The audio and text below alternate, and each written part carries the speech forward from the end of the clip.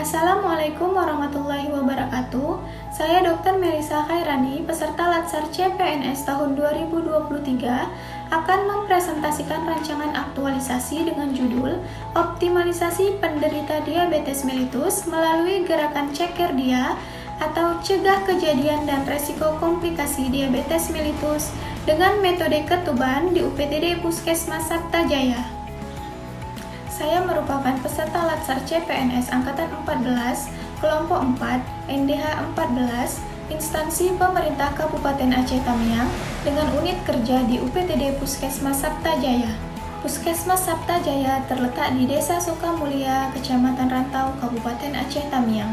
Puskesmas Saptajaya memiliki luas wilayah sebesar 32,55 km persegi. Dengan jumlah desa ada 7 desa dan 27 dusun. Puskesmas Saptajaya terletak di kawasan dataran rendah dan perbukitan, sehingga jenis pekerjaan mayoritas penduduk adalah petani. Sebelah timur, Puskesmas Saptajaya berbatasan dengan Sumatera Utara. Sebelah selatan berbatasan dengan Desa Payabedi, Kecamatan Rantau. Sebelah barat berbatasan dengan Pertamina Sumbagut. Sebelah utara berbatasan dengan Kecamatan Seruai. Visi dan misi Puskesmas Saptajaya. Visi Puskesmas Saptajaya adalah terwujudnya pelayanan kesehatan bermutu dan merata menuju masyarakat sehat dan mandiri. Sedangkan misi Puskesmas Saptajaya yang pertama adalah meningkatkan pelayanan kesehatan yang profesional serta bermutu terhadap masyarakat. Yang kedua, meningkatkan hubungan kerjasama lintas sektor, jejaring, dan masyarakat desa. Yang ketiga, memelihara dan meningkatkan kesehatan individu, keluarga, dan masyarakat. Dan yang keempat, pelayanan sesuai standar, berkualitas, terjangkau, tepat waktu, dan tepat guna. Menurut International Diabetes Federation, pada tahun 2021, terdapat 530 juta orang dewasa sekitar umur 20-79 tahun atau 1 dari 10 orang hidup dengan diabetes di seluruh dunia. Indonesia berada pada posisi kelima dengan jumlah pengidap diabetes sebanyak 19,47 juta. Dengan prevalensi diabetes di Indonesia sebesar 10,6%. Menurut Riskesdas tahun 2018, Provinsi Aceh menempati urutan ke-7 dari 35 provinsi. Prevalensi jumlah penderita diabetes 80.178 orang atau 20% jumlah penduduk. Kabupaten Aceh Tamiang memiliki jumlah penderita diabetes mellitus sebanyak 5.351 orang. Penyakit diabetes mellitus termasuk ke dalam 10 penyakit terbanyak di UPTD Puskesmas Saptajaya. Adapun hasil observasi kendala pengendalian penyakit diabetes mellitus di UPTD Puskesmas Saptajaya adalah yang pertama, berhenti minum obat ketika gejala yang dirasakan sudah berkurang. Kemudian yang kedua, tidak adanya dukungan keluarga ataupun orang terdekat.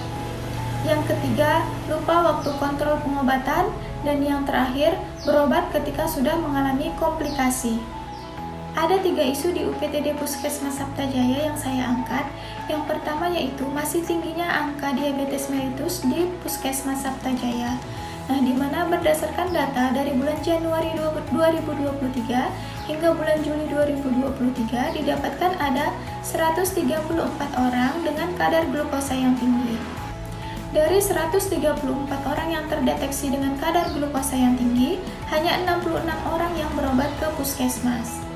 Kemudian isu yang kedua, kurangnya minat masyarakat untuk berobat ke Puskesmas Saptajaya. Penurunan angka kunjungan terjadi sejak pandemi COVID-19.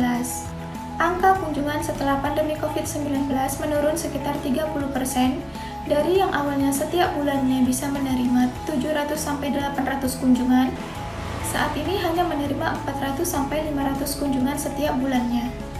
Kemudian isu yang ketiga adalah kurangnya pengetahuan masyarakat tentang etika batu. Banyak sekali penyakit yang ditularkan melalui droplet atau percikan dahak. Nah, ketika seseorang tidak melakukan etika batu dengan baik, maka penularan penyakit, terutama penyakit pada saluran pernafasan, akan mudah ditularkan ke orang lain.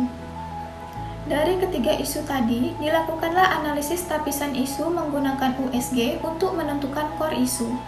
Yang pertama, masih tingginya angka diabetes mellitus di Puskesmas Saptajaya memiliki jumlah poin USG itu sebanyak 12 poin. Kemudian yang kedua, kurangnya minat masyarakat untuk berobat ke Puskesmas Saptajaya itu memiliki jumlah poin USG-nya adalah 10 poin. Kemudian yang ketiga, kurangnya pengetahuan masyarakat tentang etika batuk memiliki nilai USG adalah 8 poin.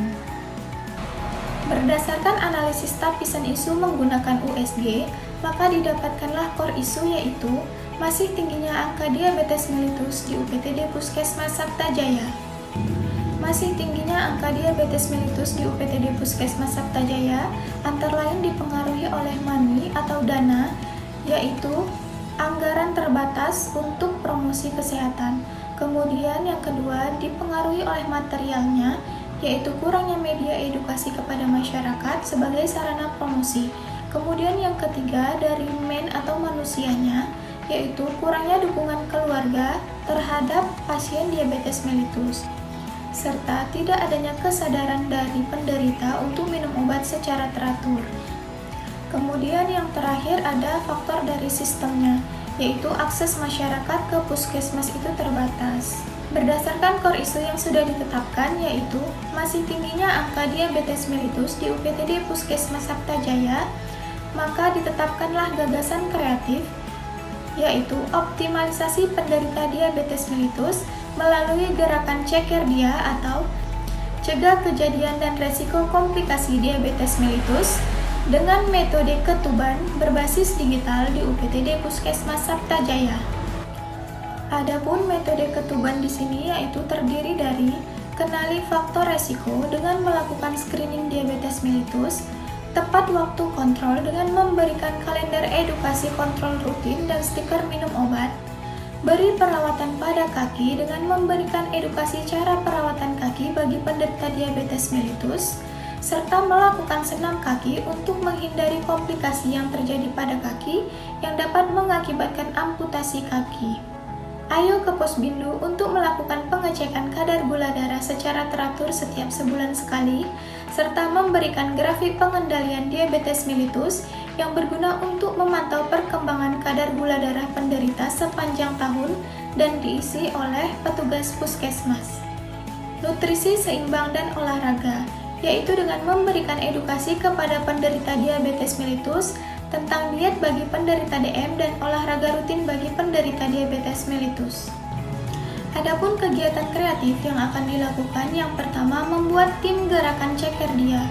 Kemudian yang kedua melakukan screening diabetes mellitus.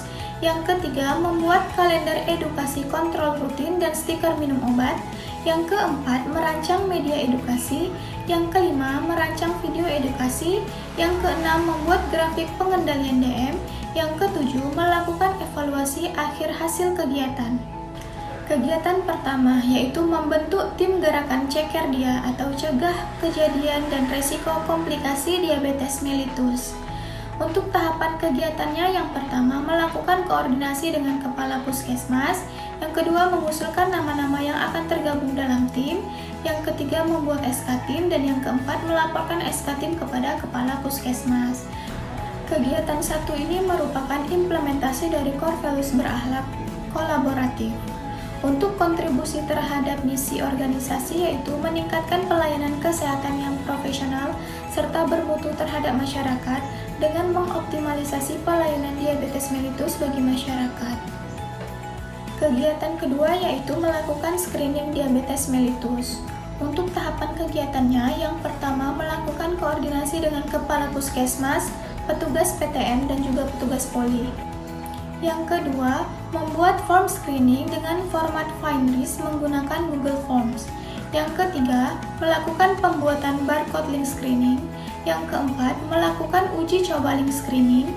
Yang kelima, melakukan sosialisasi form screening kepada petugas PTM dan petugas poli.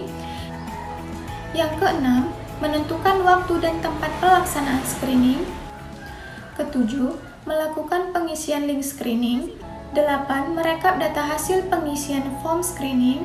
9. Melakukan pemeriksaan kesehatan bagi resiko tinggi diabetes mellitus. 10. Memberikan surat rujukan ke puskesmas bagi yang memiliki resiko tinggi diabetes mellitus, dan terakhir melakukan konsultasi dengan kepala puskesmas terkait dari hasil kegiatan. Kegiatan 2 ini merupakan implementasi dari core values berakhlak yang pertama kolaboratif, adaptif, kompeten, berorientasi pelayanan, harmonis, dan akuntabel. Kontribusi terhadap visi misi organisasi, yaitu terwujudnya pelayanan kesehatan yang bermutu. Kegiatan ketiga, membuat kalender edukasi kontrol rutin dan stiker minum obat. Untuk tahapan kegiatannya, yang pertama ada melakukan koordinasi dengan kepala puskesmas, petugas PTM, dan petugas poli. Yang kedua, mempersiapkan bahan untuk pembuatan kalender edukasi kontrol rutin dan stiker minum obat. Yang ketiga, membuat kalender edukasi kontrol rutin dan stiker minum obat. Yang keempat, melakukan sosialisasi pengisian kalender edukasi kontrol rutin dan stiker minum obat kepada petugas poli. Yang kelima, memberikan kalender edukasi kontrol rutin dan stiker minum obat kepada pasien. Yang keenam, melakukan pengecekan setiap seminggu sekali. Yang ketujuh, melakukan konsultasi kepada kepala puskesmas terkait hasil kegiatan. Untuk kegiatan ketiga ini merupakan implementasi dari core values berakhlak kolaboratif. Kegiatan ketiga ini memiliki kontribusi terhadap visi puskesmas, yaitu pelayanan kesehatan merata menuju masyarakat sehat dan mandiri. Kegiatan keempat, merancang media edukasi. Untuk tahapan kegiatannya itu ada 5. Yang pertama, melakukan koordinasi dengan kepala puskesmas. Yang kedua, mempersiapkan leaflet dan banner yang berisi cara merawat kaki dan diet bagi penderita DM. Yang ketiga, menentukan waktu dan tempat edukasi. Yang keempat, melakukan edukasi menggunakan leaflet dan banner. Yang kelima, melaporkan hasil kegiatan kepada kepala puskesmas. Untuk kegiatan 4 ini merupakan implementasi dari core values berakhlak yang pertama kolaboratif, adaptif, kompeten, berorientasi pelayanan, harmonis, dan akuntabel.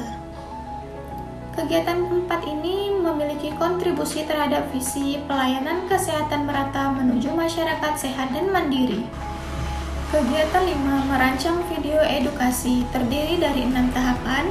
Yang pertama, melakukan koordinasi dengan kepala puskesmas, mempersiapkan video edukasi senam kaki bagi penderita DM, menentukan waktu dan tempat edukasi, melakukan edukasi menggunakan video yang sudah dipersiapkan, melakukan praktik senam kaki secara bersama-sama, dan yang terakhir melaporkan hasil kegiatan kepada kepala puskesmas.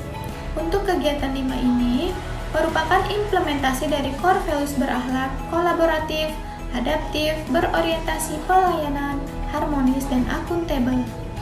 Kegiatan 5 memiliki kontribusi terhadap visi puskesmas, yaitu pelayanan kesehatan merata menuju masyarakat sehat dan mandiri.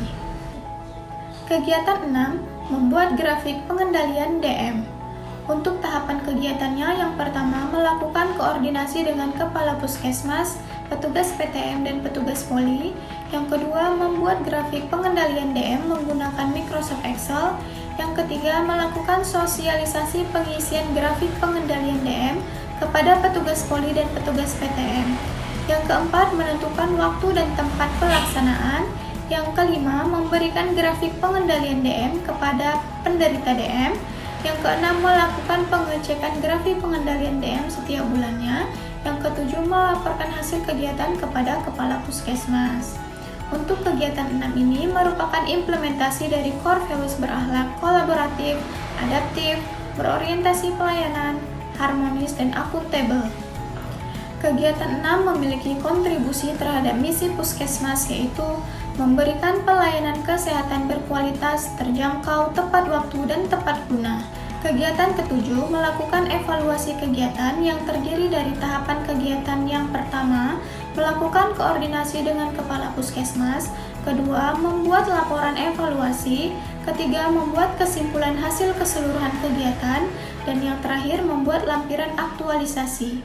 Kegiatan 7 ini merupakan implementasi dari core values berakhlak, kolaboratif, harmonis, dan akuntabel.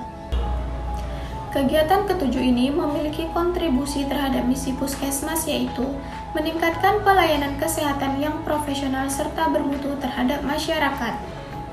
Demikianlah presentasi rancangan aktualisasi saya. Lebih dan kurang saya mohon maaf. Assalamualaikum warahmatullahi wabarakatuh.